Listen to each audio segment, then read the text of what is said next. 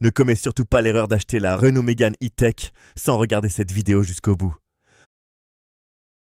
En ce mois de juin 2026, la marque aux losanges vient enfin de lever le voile sur le restylage officiel de sa compacte électrique Star. Si les brochures marketing crient déjà à la révolution, la réalité du terrain cache de grosses déceptions que les concessionnaires vont tenter de te masquer. Alors, simple coup de pinceau ou véritable mise à jour technologique capable de terrasser la concurrence chinoise et américaine? On décrypte tout ça immédiatement. Visuellement, le changement saute aux yeux et l'ancienne face avant passe un sérieux coup de vieux.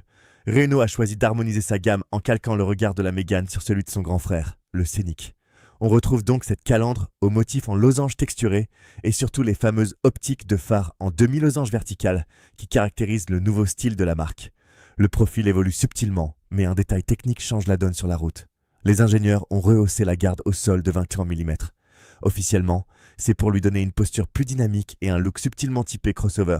Mais officieusement, c'est pour réussir à loger la toute nouvelle architecture technique sous le plancher sans détruire l'habitabilité. À l'arrière, les modifications sont beaucoup plus timides, avec seulement une nouvelle signature lumineuse à effet 3 dimensions et des clignotants à défilement dynamique. Mais la véritable tempête se cache sous la carrosserie. Pour ce millésime 2026, Renault abandonne la chimie nickel-manganèse-cobalt sur sa version de cœur de gamme et passe au lithium fer phosphate, une technologie abrégée sous le nom de LFP. Conçue et assemblée en France au sein de la mégafacture de Douai, cette nouvelle batterie affiche une capacité brute de 67 kWh. Grâce à une optimisation poussée de la gestion thermique, l'autonomie homologuée selon le cycle mixte WLTP franchit enfin le cap psychologique des 500 km contre 450 auparavant. C'est une excellente nouvelle pour les longs trajets, d'autant plus que la vitesse de recharge en courant continu fait un bond en avant spectaculaire. La puissance maximale admissible grimpe désormais à 175 kW. En clair, tu peux désormais passer de 10 à 81% de batterie en seulement 26 minutes chrono sur une borne ultra rapide d'autoroute. Mais attention, c'est ici que le piège se referme et que tout n'est pas parfait. La technologie lithium fer phosphate possède un inconvénient majeur que Renault tente de faire oublier, son poids.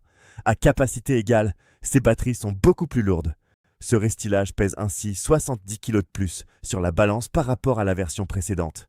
Ce surpoids conséquent va inévitablement impacter l'efficience globale de la voiture à haute vitesse, notamment sur autoroute en plein hiver, là où l'autonomie réelle risque de fondre bien plus vite que prévu. De plus, côté motorisation, c'est la douche froide. On espérait une évolution de la motorisation, mais Renault a conservé strictement le même moteur électrique synchrone à rotor bobiné de 220 chevaux entraînant les roues avant. Le 0 à 100 km/h reste bloqué en 7 secondes et 4 dixièmes, ce qui reste correct mais n'offre aucune sensation nouvelle au volant. À bord, l'ambiance reste technologique avec le fameux double écran en forme de L, qui intègre le système d'exploitation OpenAirLink développé avec Google. C'est toujours l'un des meilleurs systèmes du marché, ultra fluide et parfaitement connecté, qui intègre désormais de nouvelles fonctionnalités d'intelligence artificielle pour planifier tes trajets de recharge de manière encore plus précise. Mais le constructeur français n'a absolument rien corrigé aux défauts structurels de l'habitacle. L'espace aux places d'arrière reste désespérément étriqué pour les jambes. Le tunnel de transmission virtuelle encombre le sol et la visibilité vers l'arrière à travers la lunette thermique est toujours aussi catastrophique.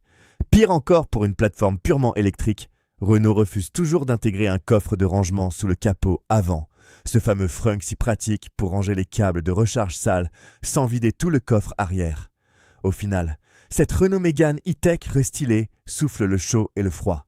Elle corrige son principal point faible en offrant enfin une autonomie digne de ce nom et une recharge ultra rapide au meilleur niveau mondial. Mais elle paye le prix fort en termes de poids et stagne complètement sur sa motorisation. Face à une Tesla Model 3 qui offre plus d'espace ou une MG4 beaucoup moins chère, le choix s'annonce extrêmement difficile si les tarifs de ce millésime 2026 s'envolent. Alors, est-ce que ce nouveau visage et cette autonomie boostée suffiront à te faire signer le bon de commande? Dis-moi ce que tu en penses honnêtement dans les commentaires. Partage cette analyse complète à un ami qui cherche sa prochaine voiture électrique. Et surtout, abonne-toi immédiatement à la chaîne Autolucide pour ne rater aucun des prochains décryptages sans langue de bois de l'actualité automobile.